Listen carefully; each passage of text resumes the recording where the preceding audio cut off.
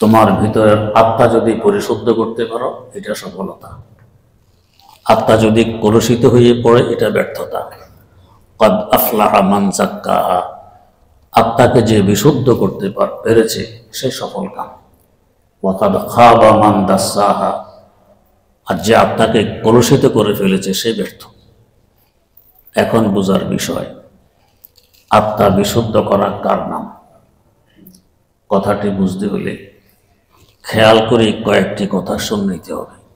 সেটা হলো, আল্লাহ রাব্বুল আলামিন আমাদেরকে সৃষ্টি করেছেন 10টি বস্তু দিয়ে, 4টি প্রসিদ্ধ, 6টি অপ্রসিদ্ধ।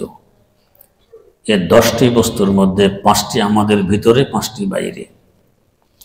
ভিতরের 5টি আগুন, বাতাস, পানি, মাটি। 4 বস্তুর সমন্বয়ে একটি ভাব সৃষ্টি হয়, যাকে বলা হয় নফস। এ 5 বস্তু ভিতরে, 5 বস্তু বাইরে। বাইরের 5 বস্তু কি?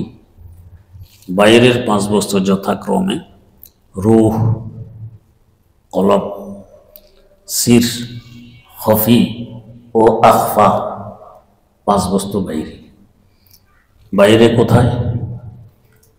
অনেক উপরে। কত উপরে?